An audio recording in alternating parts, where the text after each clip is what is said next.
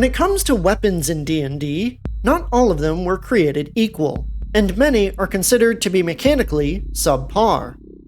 On top of this, the rulebooks don't provide us much detail on these weapons, leaving us to fill in the gaps of how our weapons look and feel. Due to this lack of information, I'd like to go through and examine all the weapons of D&D to answer: what is this weapon, both in history and in D&D? How is it different from the other weapons available? And does it need to be made better, and how can we do so? For today's video, let's try to not think about Star Wars while we examine the Maul. A maul is a long-handled hammer with a heavy head made of wood, lead, iron, or steel. The term maul can actually refer to a number of large hammers, from the sledgehammer-like post maul, the lumberjack's splitting maul, and the larger two-handed warhammer. Mallets, hammers, and sledgehammers go as far back as the Ancient Era, and while the wooden mallet was instrumental as a tool for craftsmen across human history, this video will focus on the medieval warhammer version of the maul. While the idea of using a really big hammer as a weapon is certainly not revolutionary, the maul's use as a military weapon was rather short-lived. You see, while we won't get to the warhammer for 9 more videos, the warhammer itself was a well-used but niche weapon in medieval warfare. Warhammers became popular in the late medieval period, due in large part to the prominence of armor that could resist bladed weapons like swords and axes. So, warhammers began popping up in armories across Europe, with the specific role of dealing with armored opponents, and the maul, as a type of warhammer, was essentially a niche within that niche.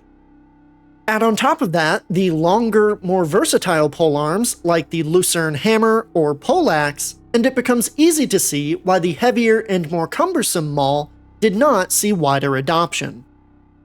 In the late 14th and early 15th centuries, there are a couple popular instances of mauls being used in combat. In the midst of the 100 Years' War, the French King Charles V passed away, repealing the royal taxes levied to pay for the war on his deathbed. With Charles VI not being old enough to assume the crown, Louis, Duke of Anjou and senior regent, implemented a sales tax on salt to raise the lost funds. The French, famously known for not revolting when the king tries to tax them, began rioting only a month after the tax was implemented, starting in the city of Rouen, but later spreading to Paris and other major French cities. In Paris itself, a mob of 500 men formed and quickly beat the tax collectors to death, before dispersing to loot the city. As the mob grew to number in the thousands, they seized upon a store of iron mallets, coining the event as the Maillotin Uprising by author Jean Froissart. The riot continued for 2 days until Philip the Bold, Duke of Burgundy, negotiated an end to the rebellion. The maul was not just a weapon for peasants, however. Later that same year, the French army would deploy against a rebellion in the county of Flanders. At the Battle of Rysbeck, Jean Froissart records how the French defeated the Flemish army, with many French men-at-arms wielding mauls and mallets in battle. One group that surprisingly favored the maul in the 15th and 16th centuries were archers. During the Battle of Agincourt in 1415, English longbowmen were equipped with lead mauls to drive stakes into the ground, a crude but effective defense against cavalry charges.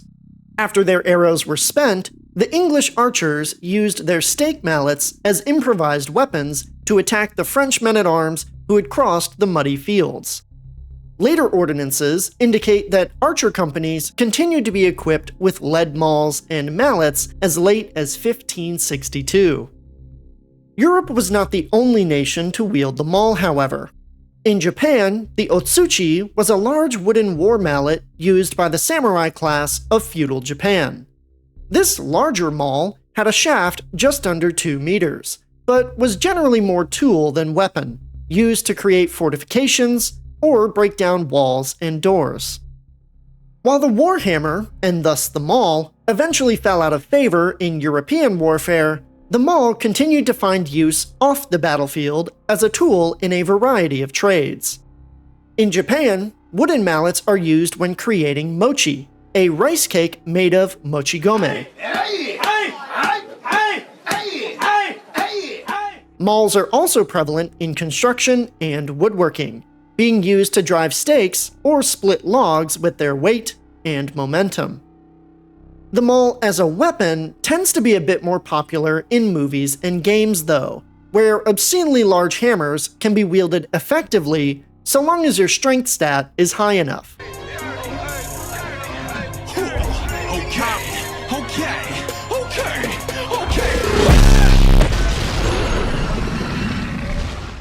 In D&D, the Maul is simply described as a heavy, long-handled hammer. Comparable to a great axe in size, most Mauls had a blunt hammer side, while the other side had an axe wedge. Present since 3rd edition, the Maul of older editions cost between 15 and 30 gold pieces, weighed 5.4 to 9 kilograms, and dealt either 1d10 or 2d6 bludgeoning damage. In 5th edition, the Maul costs 10 gold pieces, weighs 4.5 kilograms, deals 2d6 bludgeoning damage, and has the heavy and two-handed weapon properties. Much like the great axe we examined before, the Maul is a simple and straightforward weapon, which is likely why so many barbarians like to use it. Requiring both hands to swing and being too heavy for smaller races, it makes up for those negatives with the mathematically better 2d6 damage dice. Plus, while it's the second heaviest of all two-handed weapons in D&D, oh don't you worry, we'll be getting to the pike, it's also the cheapest, costing 1/5 the price of a greatsword. All in all, the Maul is kind of like the vodka of heavy weapons. It's cheap, it hits hard, but it definitely weighs heavy on you. The only real question is, why should you use it? The only real justification for the Maul, as it is now, is that it's basically a greatsword that deals bludgeoning damage. Sure, the cost and weight are different, but in terms of how the weapon interacts with the mechanics of the game, it's just a greatsword with a different coat of paint. So, the Maul is a pretty standard, cut-and-dry heavy weapon that deals good damage with some minor drawbacks. As good as it is now, though, the Maul suffers from 5e's design choices that simplified a lot of the game's mechanics, especially around mundane weapons. Like the Great Axe, this simplicity doesn't give players a reason to use this weapon over any other. So, rather than leave it as it is now, I'd like to take a look at a few ideas on how we can make the Maul a bit more interesting as a weapon option in D&D. My first suggestion is to have it do double damage against objects. In D&D, sometimes your adventuring equipment can do more than hit enemies, and the Dungeon Master's Guide sets out some rules on how the player characters can damage objects. These rules are by no means perfect, and explicitly tell DMs to use their common sense, but the decision on whether certain damage types do more or less damage to certain objects is fully left up to the discretion of the DM. What I'm suggesting here is just to codify something that many DMs likely allow anyways. Mauls do double damage when attacking objects made of wood, bone, stone, or metal.